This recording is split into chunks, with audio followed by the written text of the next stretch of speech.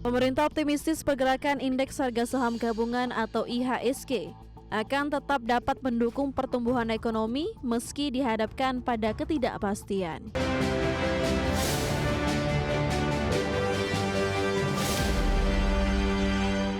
Pemerintah optimistis pergerakan IHSG akan tetap mendukung pertumbuhan ekonomi nasional di tengah ketidakpastian global.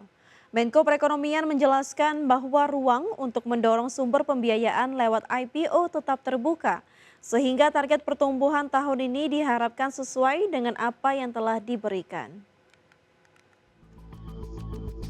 Pemerintah optimistis pergerakan indeks harga saham gabungan atau IHSG akan tetap dapat mendukung pertumbuhan ekonomi meski dihadapkan pada ketidakpastian. Pemerintah yakin pergerakan IHSG saat ini sangat dipengaruhi oleh fundamental ekonomi nasional. Untuk itu pemerintah yakin selama kondisi ekonomi tetap kuat, pasar saham akan mengikuti tren pertumbuhan tersebut. Dalam sambutan pada acara pembukaan Pekan Reksadana di Bursa Efek Indonesia, Menko Perekonomian Erlangga Hartarto menekankan bahwa peran Bursa Efek Indonesia sangat penting dalam mendorong sektor keuangan berkontribusi pada perekonomian. Salah satunya melalui proses IPO yang merupakan sarana dunia usaha dapat mengakses pendanaan publik. Pemerintah pun mendorong akses pendanaan melalui pasar modal dapat mendorong perekonomian lebih cepat ke depannya. Dengan reformasi pasar modal yang tengah dilakukan OJK hingga SRO pasar modal, maka pemerintah yakin target pertumbuhan ekonomi dapat dicapai tahun ini. Capital market adalah fungsinya untuk menarik dana untuk IPO yang mungkin dalam periode first quarter ini ketidakpastian tinggi sehingga ini masih dalam pipeline. Pipeline-nya belum muncul, nah ini mungkin perlu dikejar ke depan karena ini salah satu sektor juga yang penting. Sejalan dengan target pertumbuhan ekonomi, pemerintah yakin indeks saham berpotensi meningkat signifikan. Erlangga bahkan yakin IHSG dapat tumbuh hingga 4 kali lipat dari titik saat ini dalam beberapa tahun ke depan. Jakarta, Rahajo Patmo untuk IDEX Channel. Kita beralih ke informasi selanjutnya pemirsa. Menteri SDM Bahlil Lahadalia menyebut pemerintah terus memastikan kondisi energi nasional tetap stabil di tengah dinamika geopolitik global. Bahlil menyampaikan bahwa kualitas bahan bakar minyak baik solar maupun bensin saat ini berada di atas standar minimum nasional. Stabilitas pasokan juga tetap terjaga meskipun terjadi ketegangan geopolitik di kawasan Timur Tengah, termasuk di sekitar Selat Hormuz yang berdampak pada rantai pasok energi global. Selain itu, Bahlil menyebut pemerintah juga memastikan ketersediaan minyak mentah untuk kebutuhan pengembangan kilang dalam kondisi aman dengan stok yang berada di atas batas minimum nasional. Menurut Bahlil, saat ini konsumsi LPG nasional mencapai sekitar 8,6 juta ton per tahun, sementara produksi dalam negeri hanya berkisar 1,6 hingga 1,7 juta ton. Sehingga sebagian besar kebutuhan masih dipenuhi melalui impor. Baik dari sisi BBM produk, baik solar maupun bensin, dari semua aspek, alhamdulillah semuanya di atas standar minimum nasional. Jadi alhamdulillah sudah 2 bulan, hampir 2 bulan ketika kejadian geopolitik di Timur Tengah tentang Selat Hormuz, kita masih stabil. Sekarang lagi masih dalam pembahasan yang tadi saya laporkan adalah kita membuat CNG. Tapi ini masih dalam pembahasan, saya harus finalisasi dan ini salah satu alternatif terbaik untuk kita mendorong agar kemandirian energi. PT Garuda Food Putra Putri Jaya Tbk menetapkan dividen tunai Rp350 miliar atau Rp9,5 per saham setara 50,9% laba bersih 2025. Selain dividen, perseroan juga menyiapkan aksi buyback saham dan penguatan struktur permodalan. PT Garuda Food Putra Putri Jaya Tbk atau emiten dengan kode saham GOOD ini menetapkan dividen tunai sebesar 350 miliar rupiah. Nilai ini setara dengan 9,5 rupiah per saham. Dividen mencapai 50,9% dari laba bersih 2025 sebesar 688,65 miliar rupiah. Keputusan ini diambil dalam RUPST yang digelar 23 April 2026.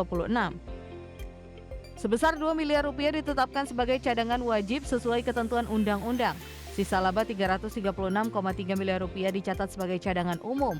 Hingga akhir 2025, saldo laba ditahan mencapai 2,6 triliun rupiah, ekuitas perseroan tercatat sebesar 4,4 triliun rupiah. Perseroan juga menyetujui aksi pembelian kembali saham atau buyback senilai 50 miliar rupiah. Aksi ini akan dilaksanakan dalam jangka waktu 12 bulan. Terhitung sejak 1 hari setelah RUPSLB, langkah ini menjadi bagian strategi menjaga nilai saham di pasar. Sementara itu jadwal dividen ditetapkan di Mei 2026 di mana kum dividen di pasar reguler ditetapkan pada 4 Mei 2026, ex dividen 5 Mei 2026, kum dividen di pasar tunai 6 Mei dan ex dividen 7 Mei, serta pembiayaan dividen dijadwalkan pada 20 Mei 2026.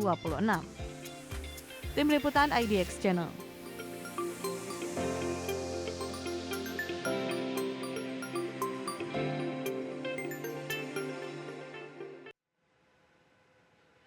Dan pemirsa, mari kita melihat press conference dari Menko Erlangga seputar perkembangan market berikut ini. Silakan pemirsa. Rakyat bersuara malam.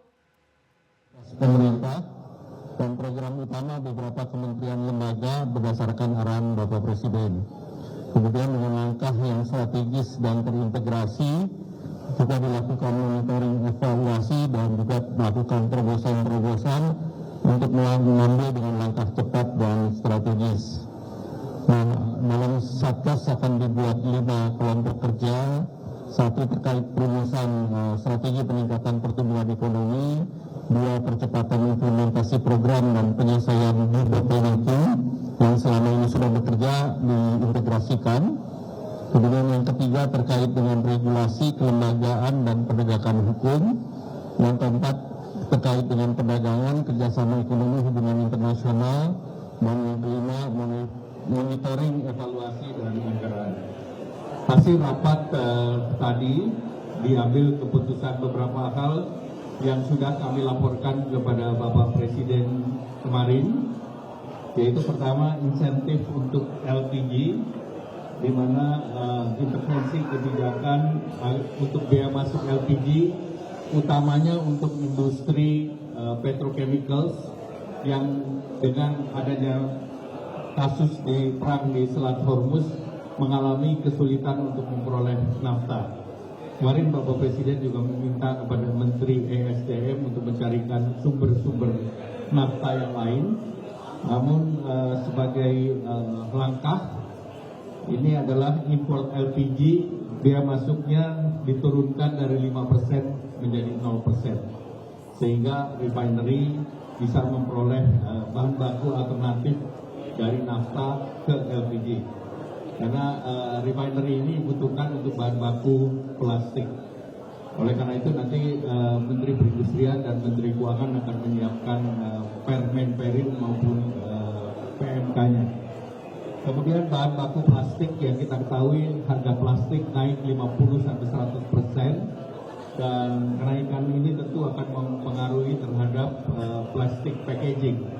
Oleh karena itu terhadap plastik packaging, karena suplainya dari dalam negeri juga terkendala oleh nafta, maka produk plastik ini, polipropilin, polietilen, LLDPE, HDPE seluruhnya diberikan biaya masuk 0%, namun ini diberi periode dalam 6 bulan. Nanti kita lihat situasi sesudah 6 bulan seperti apa. Jadi kebijakan yang kita ambil ini juga diambil negara lain seperti India. Jadi kita mengikuti agar packaging ini tidak juga meningkatkan bahan-bahan makanan dan minuman. Kemudian juga terkait dengan perizinan impor Ini terkait dengan pertimbangan teknis. Ini Kementerian akan membuat daftar komoditas yang membutuhkan Pertek. Kemudian juga Kemendak akan melakukan revisi Permendak, dan untuk kepastian dilakukan SLA dan transparansi, apalagi penelitian juga ada sistem SINAS. Tadi juga terkait dengan SNI nanti disiapkan agar proses bagi para industri ini jelas waktunya dan prosesnya sampai di mana. Kemudian untuk perizinan dasar PBG dan SLF, persetujuan bangunan gedung dan sertifikat layak fungsi ini dari Kementerian Pekerjaan Umum akan melakukan standarisasi biaya dan sekaligus melakukan kemudahan terutama untuk UMKM dan untuk program-program prioritas pemerintah. Terkait dengan perizinan lahan, ini kemudahan untuk pengurusan KKPR dan RDTR digital untuk diintegrasikan dalam OSS. Saya rasa itu yang kami sampaikan. Ada yang kami ingin disampaikan? Baik, ada pertanyaan? Cukup juga? Baik, terima kasih. Wassalamualaikum warahmatullahi wabarakatuh. Satu ya.